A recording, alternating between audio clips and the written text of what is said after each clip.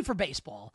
And coming up tomorrow on Friday, we'll be ready to watch Shohei Ohtani make his spring training debut for the Dodgers. Now, people remember in Game 5, Ohtani sliding into second, like hurts his shoulder, like labrum injury. So Ohtani's not going to be ready to pitch probably until April. There was some thought that maybe he would pitch. The Dodgers play the Cubs in Tokyo on March 18th and 19th, that maybe Ohtani might pitch. He's not going to.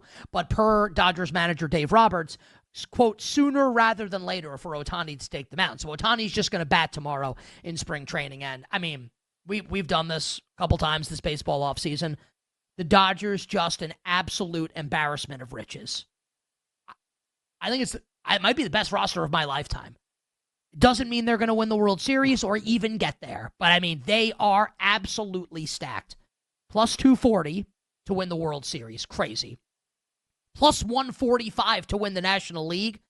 And think about the NL West as a pretty good division. Like a couple pretty good teams in that division besides for the Dodgers.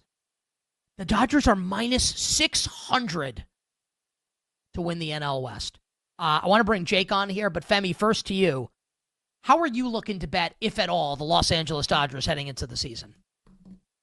You know, like usually in this instance, I would be looking to kind of like fade this team because it's going to be absolutely absurd how they're priced in the market. Like the win total is 104.5. Like it's just an absurd level of expectations. But I think it's looking at like, honestly, I think it's just looking to bet Ohtani to win MVP again and using that as like a parlay piece. I think that's the way to bet onto this team because if he pitches and he's on the mound and he's doing his thing at the plate, how is he not going to win this award? He's going to rack up so many numbers. The WAR is going to be through the roof like it always is with this guy. As long as he stays healthy, I think he's just going to win NL MVP again. There's great guys in the NL. Juan Soto is now in the NL playing for the Mets. Like all these great, Acuna's coming back. These great guys with great stories, but it's going to be Ohtani again. And I think Ohtani's going to win the award. I don't know from a team standpoint because baseball playoffs can get weird, but Ohtani at plus 200 or whatever he is, plus whatever, like use that in every single thing that you want to parlay it with. I think that's how you go ahead and bet on the Dodgers this year because he's going to win it again as long as he stays healthy.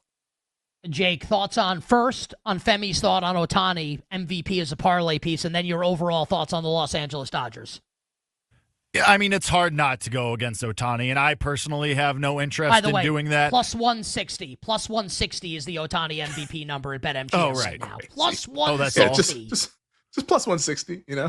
But the thing is, you can't argue it. Like how, like looking back, like last year, and I was leading the charge here before the season. Like he's not going to win this year. He's just DHing. They're going to use it as an excuse to not give it to him, and then they gave it to him anyway. Like as they should have. 50-50 is crazy. I think if you're gonna look to fade Ohtani in the MVP market, there's only one way to do it, and it's who else can make history in this. And for me, that's only Elly De La Cruz if he goes like 40 home runs and 100 stolen bases, and that's it. Like, that's the list. Unless Ohtani gets hurt or he's sitting every other day or something wacky happens, that's it. It's Ohtani and then 50 feet of bleep, and then it's Elly De La Cruz. Like, there's just no point in going against Ohtani in this situation to me. As far as the Dodgers go, I mean, I get the price for the division, a little bit of interest in the Diamondbacks because I do think that team is awesome, and I'm going to be a Diamondbacks guy once again for the third year in a row. But it's just, I'd rather play them game to game than do a 10-1 or whatever it is now and then hope and cross my fingers until Halloween, essentially. Like, it's just, there's no, like, the Dodgers have sucked all of the fun out of divisional betting right now. I'd rather just bet the Diamondbacks day to day. I'd rather wait for something wacky to happen to Ohtani. I will say there's a bet on the Dodgers to break the single season wins record, and it's 10-1 at MGM. What is the number? It's held by the 2001 Mariners. What is it? 116. Yep. 116. The Dodgers would have to win 117 to break the record. Then obviously that's how math works. It's not gonna happen, right?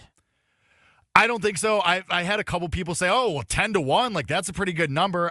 No interest, zero. I'm way good because I think you're going to get to August and September, and the Dodgers are going to say, okay, we don't need to play Betts every day. We don't need to play Ohtani every day. We can send the ghost of Clayton Kershaw out there. We can send Landon Knack out there because we have a huge cushion in the division race, and we maybe are fighting for the 1 seed, but we feel like we can win with these guys, and if we don't, whatever. So I feel like they're not going to be pushing for 117 wins when push comes to shove. They're going to be going for a World Series. The win total is 104.5. Right? Mm-hmm. Do we have to bet the under just on principle? No. Have fun. Yeah, I'm not doing it. Like, why can't they go like and win 108 games, 110 games? Yes, Like, they can, right? they can easily. Yeah, I mean the roster's loaded, and like if half the pitching rotation stays healthy, it's loaded. Like let alone the entire pitching rotation, and then you have that lineup now with Ohtani and Betts and Freeman and like all these. It's I think the time to fade them for me at least is going to be October. That's what I'm going to be like okay, maybe like a plucky team that gets hot, that has some really good pitching. Can't wait to do that again. So much fun last year. Padres, Mets, Yankees. Can't possibly happen 2 years in a row, right? No way. Never. Never. I want to ask a different question.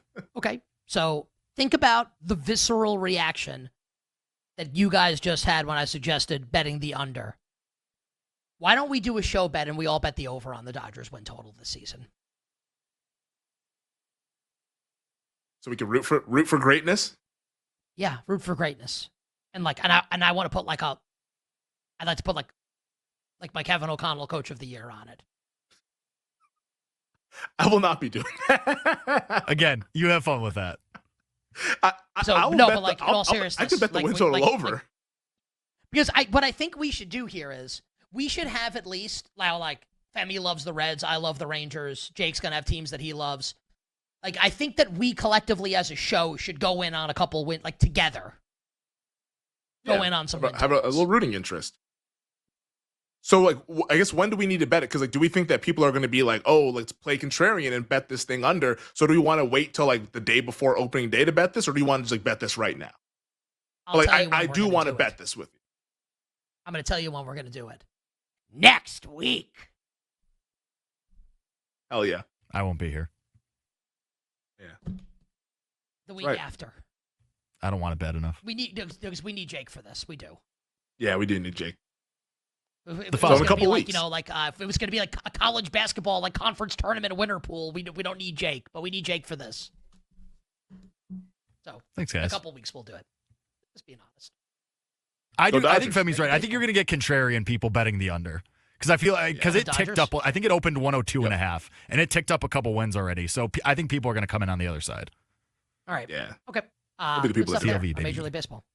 Hockey coming up next hour on the show. All our bets coming up next hour on the show. But for now, we welcome in our executive producer, Bill Zimmerman, with the answers to today's social question. And that question was, with the passing of acting icon Gene Hackman, by the way, 95. We should all be so lucky to live to 95. Gene Hackman passes away at the age of 95. Which of his two iconic sports movies that he starred in, which movie is better? Hoosiers or The Replacements? My admission, I have never seen The Replacements, and I haven't seen Hoosiers in 30 years. So I'm not really qualified to answer this one. Bill, what do the people have to say? All right, Nick. Well, here's your responses. Hoosiers did win the poll pretty comfortably as well. 64.2% of the vote for Hoosiers. Replacements, obviously, then 35.8%. We did get some replies here, so let me jump in on a few of these tweets as well. Blake Newman, The Replacements is a much more enjoyable watch. And then he quotes, pain heals, chick dig scars, glory lasts forever. Lasts forever. Yeah, baby. At Seltz32, the question is insulting to Hoosiers. It's a top 3 sports movie ever. And I'll give you one more here from Mark Moore. Hoosiers is more of a classic and feels like obviously the right answer. It's on the Mount Rushmore of sports movies. But if I'm being completely honest, if they're both on, I'm turning on The Replacements 7 out of 10 times. That seemed to be the theme with a lot of people. Replacements is a better rewatch, but Hoosiers is a better movie. Wait, so Bill, when we were I'm being like, I remember a basketball practice when I was in 6th grade, we watched Hoosiers. It's the only time I've ever seen it. So take us through what happens in Hoosiers, as briefly as you can, a summary. Yeah. Hoosiers is based on a true story loosely of a small town Indiana, farm team basically that goes all the way to Indianapolis, goes to this. Yeah. goes to the state finals to play the city schools of Indianapolis and competes for the state championship. Like the black team. And the white team. Who's on the city schools? Yes, and Femi, I said this to you earlier. This is how we know it was a movie and not real life because the white kids won. It's like Hoosiers. Like, is it a good movie? Yeah, but like, I mean, it's overrated. Come on, like it didn't hit for me, and maybe for obvious reasons it didn't hit for me. But it's just like, what is this movie? I mean, this is like when people get really upset that I don't care about stuff like this, but like the Little Mermaid is now like an Asian woman or something. Like people get really upset about stuff like this. Like, where's the outrage over like all the white kids beating the black kids at the end of Hoosiers? Where's the outrage for that? That's what I want to know. It sounds like because like I have no interest in Hoosiers. Do I need to see the Replacements? Like, you think I would enjoy love it?